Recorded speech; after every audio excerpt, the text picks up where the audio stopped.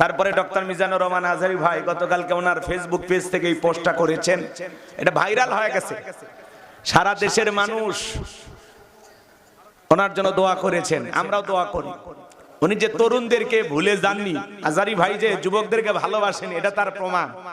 উনি যুবকদেরকে একটু হালকা নাড়া দিয়েছেন যে তরুণদের প্রথম ভোট ন্যায় ইনসাফের পক্ষে হোক। আল্লাহু আকবার কোন। এর আগে আরেকটি পোস্ট করেছিলেন যে সৎ দেশপ্রেমিক তাদেরকে আপনারা নেতা বানাবেন, ঠিক আছে তো ইনশাআল্লাহ।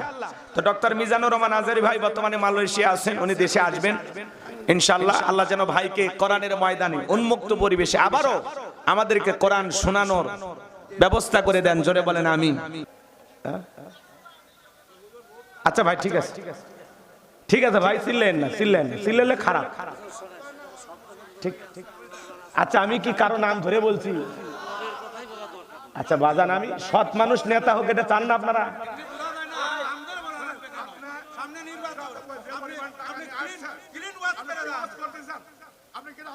এ ভাই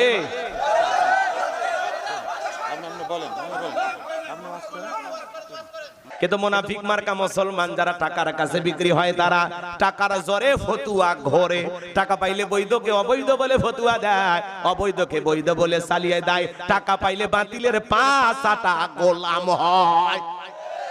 দুনিয়ার একটু সুবিধার কাছে হুজুরও পাল্টি দেয়, কথা কয় আছে না নাই? আপনারা দেখছেন, রাগ করতেছেন, হুজুর পাল্টি দেয় না? হ্যাঁ, আপনাদের এলাকা আছে কিনে জানি না। ধরেন একটা লোক বক্তা লাগতেছে, 2-1 ঘন্টা পরে আসে, মাথাটা ঠান্ডা হচ্ছে, আসে হুজুরের হাত ধরে কাঁদে, হুজুর 2টা বাচ্চা আছে হুজুর, আমি তো রাগ করে তালাক দিয়েছি, নেওয়ার উপায়টা কর। হুজুর বলতেছেন না, তালাক দিলে তালাক এটা হবে না। তাহলে না হুজুর বাচ্চা আছে, হুজুর ভুল আছে, হুজুর একবারে হাতের মধ্যে 5-10 হাজার দিয়ে দিলে।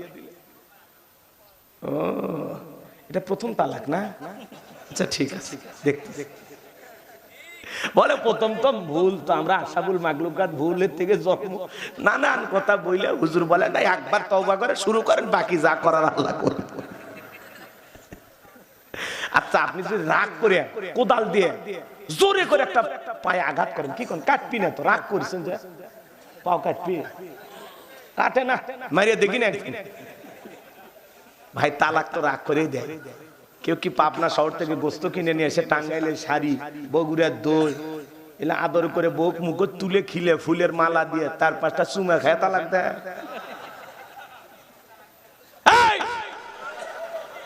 বিয়ে করার আগে তালাকের মাসালা জানবি।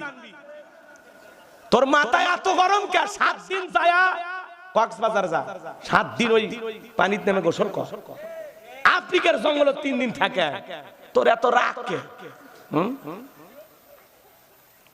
তুমি রাগ করে বিষ খাও না, তুমি রাগ করে বিদ্যুতের তার কামড় মারো না, তুমি রাগ করে নিজের পায়ে কোদাল দিয়ে আঘাত করো না, তুমি রাগ করে খালি বউক তালাক দেওয়া শিখছো। এই মফিস, বউক তালাক দিয়ে পরে কেমনি পাবি? তালাক খুবই গুরুত্বপূর্ণ, খবরদার, এটা নিকৃষ্ট হালাল, এই কাজ করবেন না। বউক তালাক দেওয়া লিখবে। রাগ করে 3 দিন বাড়িতে আসেন না, ফোন বন্ধ রাখেন, রাগ করে বউক বলে দেন যে বাপের বাড়ি চলে যা, তোর চেহারা দেখ, থাক 7 দিন 10 দিন বাপের বাড়ি থাক, একলাই বাড়ি তান দেখে হেঁটে আর পান, বইয়ের অভাবটা বোঝেন, ঘুমানোর সময় যায় দেখেন বিছানাটা ফাঁকা, এমনি মাথা ঠিক হবে। বউক তালাক দেয়, রাগ করে খালি তালাক দেওয়ার কথাই মনে হয় না। রাগ করে শীতের মধ্যে গোসল করবেন, যায় পুকুরের দিনে 3 দিন গোসল করে। এক চাচা 500টা ডুবের প্রতিযোগিতা করবে, যায় 100টা ডুব দিয়ে মরে গেছে শীতের মধ্যে। পাওয়ার দেখাবার গেলে মাঘ মাস আর ওই পৌষ মাসে যায় পুকুরত গোসল করে পাওয়ার দেখাবার, মাথা গরম হয়ে যায়। আল্লাহ হেদায়েত দান করে। বউ তো পাইছেন, আল্লাহ জীবনে যেটা দিছে ছেড়ে দে, লাভ কি? ওই পৃথিবীর সব নারী একই, কথা কয় না। একটা ফর্সা একটা কালাই, সামান্য কম বেশি মাইনে না, কথা কয় না কেন? মুমিনের জীবনের সফলতার মূল মাপকাঠি নাম হলো ধৈর্য।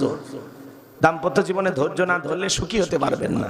কথা কি বুঝাইতে রাগ করতেছে? থাক, বাদ দিলাম। আমি কোন কথা বলতেছিলাম ভুলে গেছেন মনে হয়। তাহলে ভাই আমার টাকার জোরে ফতুয়া ঘরে ঘরে, টাকার জোরে বাতিলের পক্ষে ফতুয়া চলে যায়। বাতিল এরকম দেখেন কি করা যায়, এক বস্তা দিয়ে দেব। তখন হুজুরেরা একটা ফতুয়া বোর্ড গঠন করে বলে, না নেতা জেলে বলেছে ঠিক, এটা কোরআন হাদিসেরই কথা, উনি বাস্তবসম্মত বলেছেন। ওনারটা যে এই যে মুসলিম শরীফের সাথে এইভাবে মিলে যাবে আমরা ভাবতেই পারি নেতা ঠিক বলেছে। কত বড় দালাল, কথা কর না। এরকম হুজুর আছে না? না, এক প্যাকেট বিরিয়ানি খায় কয় ম্যাডাম আপনি জান্নাতি টিকিট কনফার্ম, এখন খালি চড়বেন আর নামবেন। কি কয় এরকম হুজুর আছে না? না, সুবিধাবাদ জিন্দাবাদ। চলেন না মাজানের সামনের দিকে যাই। হযরতে বেলাল ডেকে বলেন, আবু জেলের পুরো দুনিয়াও যদি আমাকে দিয়া দাও, পুরো দুনিয়া ছাড়তে রাজি, নবীজির কালেমা ছাড়তে রাজি নাই। আবু জেল ডেকে বলে, বেলাল সোজা আঙ্গুলে ঘিউ না উঠলে আঙ্গুলে একটু বাঁকা করা লাগবে। এই কথা বলে যুবকদের লিলিয়ে দিল, চাবুক দিয়ে পিটাও। হযরত বেলালকে চাবুক দিয়ে পিটানো শুরু হলো।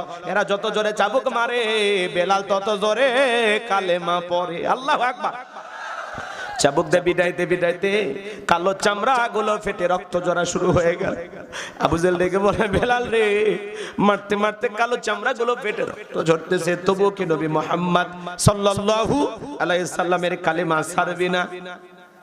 আবু জেল ডেকে বলে, বেলাল কালেমা কি ছাড়বি না? হযরত বেলাল ডেকে বলে, আবু জেল রে, মারতে মারতে যদি মেরেও ফেলে দাও, জীবনটা দিতে রাজি, নবীজির কালেমা ছাড়তে রাজি নাই। বলেন আল্লাহু আকবার।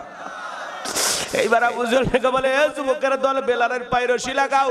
হযরত বেলালের পায়ে রশি লাগানো হলো। উঠের পায়ের সঙ্গে বেঁধে উত্তপ্ত গরম বালিতে হযরত বেলালকে ছেঁচড়াই বাবলা গাছের কাটা গলো, জিহ্বার ভিতরে পেরেকের মতো মারা গলো। বিকেল বেলা নিয়ে এসে ডেকে বলে, বেলাল চাবুক দিয়ে পিটাইলাম, পায়ে রশি লাগাইয়া নিয়ে ঘুরলাম, তবু কি নবী মুহাম্মদ সাল্লাল্লাহু আলাইহি সাল্লামের কালেমা ছাড়বি না? হযরত বেলাল ডেকে বলে, আওয়াজ জলে রে, মারতে মারতে যদি মেরে ফেলে দাও, বেলালের নিঃশ্বাস থাকবে যতদিন, বেলাল ইসলামের পথে টিকে থাকবে ততদিন। আল্লাহু আকবার। এবার আবু জেল বলে, এ যুবকের দল, বড় একটা পাথর নিয়ে এসে বেলালের বুকের উপরে চাপায়া দাও। বিশাল বড় একটা পাথর নিয়ে আইসা হযরতে বেলালের বুকের উপরে চাপায়া দেওয়া হলো। আবু জেল মনে করলো পাথরের চাপার আঘাতে বেলাল মারা যাবে। এই কথা ভেবে কাফেররা চলে গেল।